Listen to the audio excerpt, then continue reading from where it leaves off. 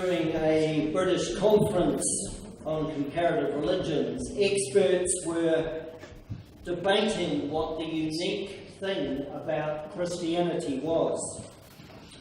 They began eliminating a variety of possibilities. Was it incarnation, this thing that was unique about Christianity? No, it wasn't that, because other religions have different versions of God's appearing in human form. Was it the resurrection? Again, no, because other religions had accounts of returns from the dead. The debate went on until C.S. Lewis walked into this room. He said, "What's all the rumpus about?" And he was asked, well, we're grappling with what this unique thing about Christianity is. And Lewis responded immediately, "Oh, that's easy. It's grace." And after some discussion, those who were conferring together had to agree. The notion of God's love coming to us free of charge, with no strings attached, seems to go against human instinct. The Buddhist Eightfold Path, the Hindu doctrine of karma, the Jewish covenant, and the Muslim code of law, each of these offers a way to earn approval.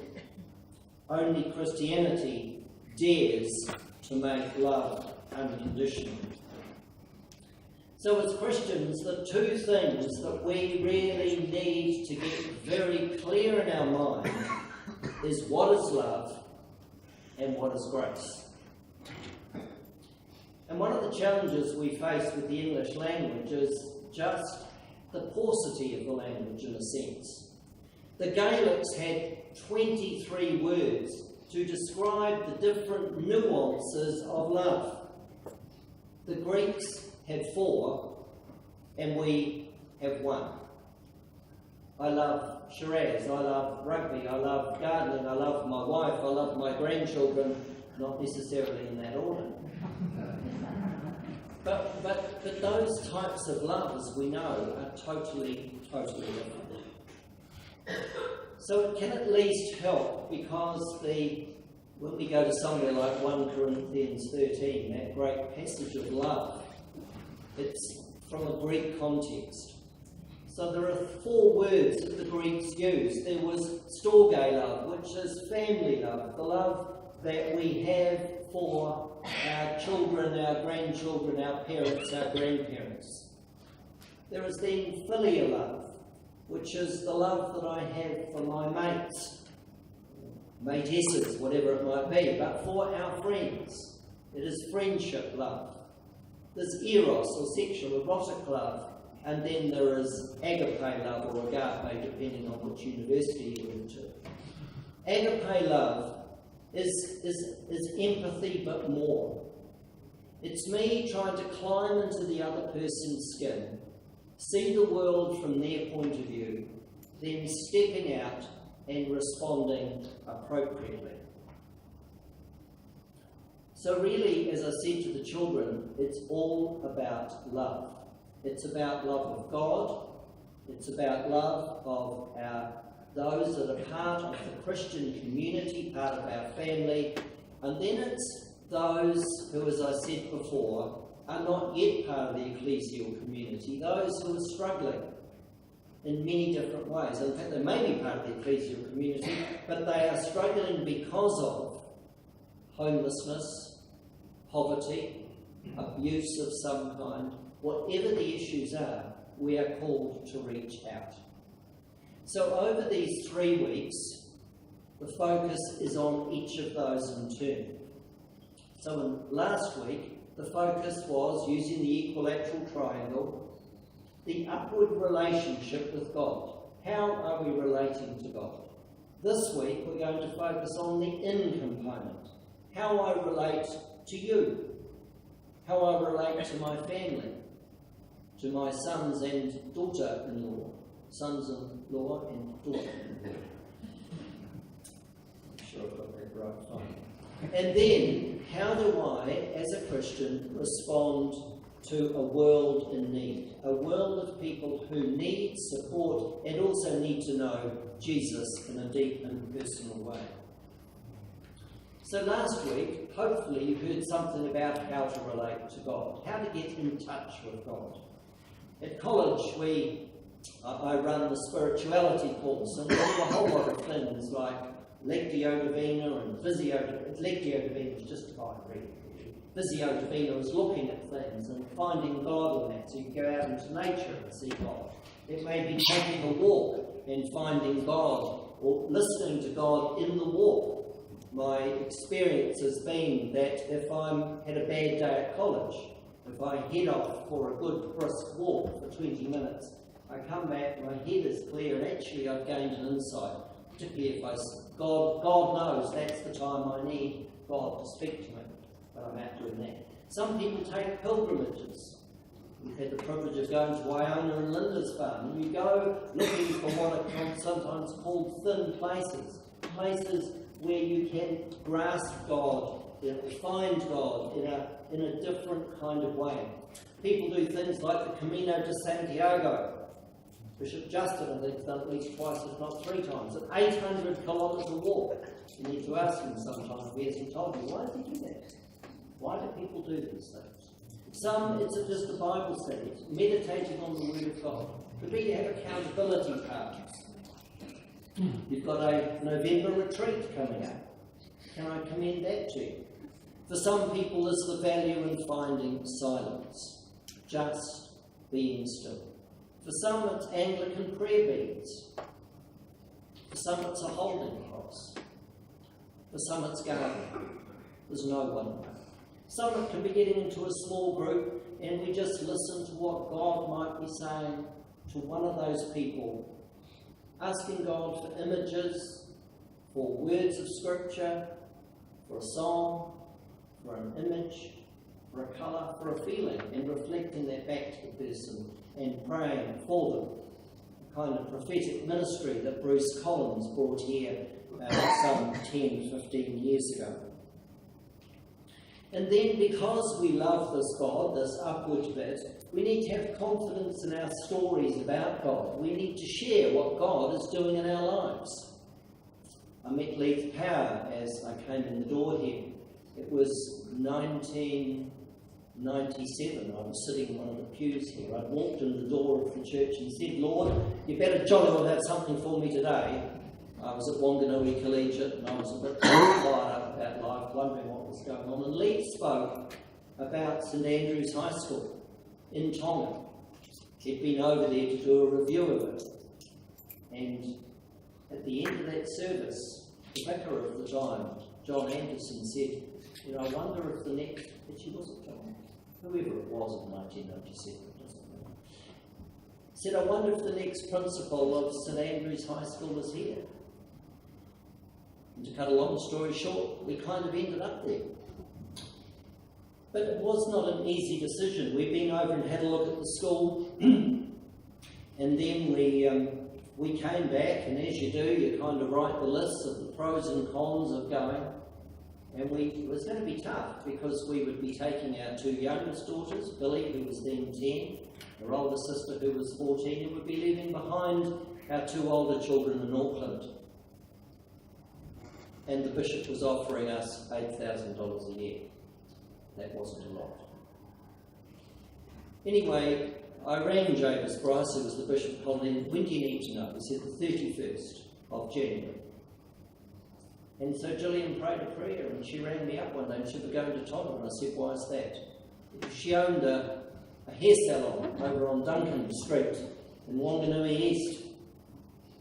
And she'd said, well, Lord, if you really want us to go, you better do something about this hair salon.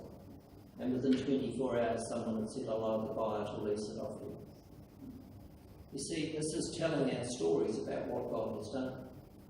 We got to Tonga with the 2 girls, and Annika had to sit a test to get into Tonga High School. And she came out and said, Mum, we're going to be okay.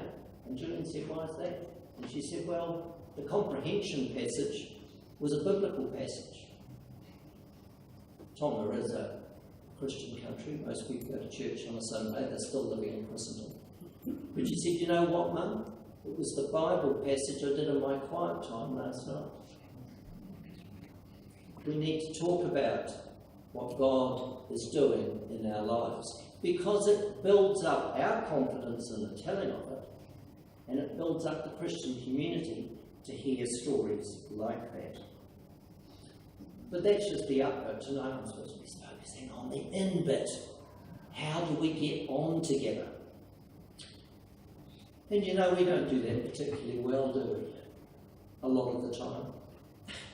I remember when I was archdeacon for ministry for this diocese, and I used to go over. So one of my jobs in that role was to go around and sort of review clergy and help out parishes that were struggling a bit. And I was getting a bit grumpy, and I went off to see the abbot of Kapua Monastery, which is about a half an hour drive from Dannyburg on your way to Hastings, and you drive about 20 minutes and you hang a right and you get to Kapua Monastery, a Southern Star Monastery. And the abbot would see me for an hour of spiritual direction. And I told him the story about how when I was made archdeacon for mission, Karen Kemp preached a sermon. And at the end of it was on John chapter 15 about the vine and the branches and how you need to prune the branches so that the grape gives good fruit. I said to the abbot, I don't need pruning shears, I need a chainsaw for what's going on in that jolly diocese. And he was lovely. He didn't use these words, but basically said, my son, just go and read 1 and 2 Corinthians and see what a shocking state the church was in then. Realise it's a rumpty bunch of human beings. Just pace yourself, chill out, all will be fine, just go love them, you know. Was he right? Of course he was. But what was going on in that church in Corinth? There was a hell of a lot going on, you see. And Paul actually did reside for quite a long time in Corinth to get them on the right tracks. And then after a couple of years, he writes this letter to them. He writes 2 letters, as you know. And in that first letter, he's pretty grumpy because they're worried about who's most important. They're suing each other in court. They're having a somewhat Nelsonian or blind eye to incest. They're confused about the key beliefs of the Christian faith, like the resurrection. They're turning Holy Communion into a bit of an orgy of eating, really. And then they're sort of on about who's got the best spiritual gifts. And so that's why Paul comes in at Corinthians 12:31b, just before that lovely passage about love. And he says, you know, you may be able to speak in the tongues of men and of angels, but you have no, if you do not have love, you are no more value than a noisy gong and a clanging cymbal. So we've got to understand love.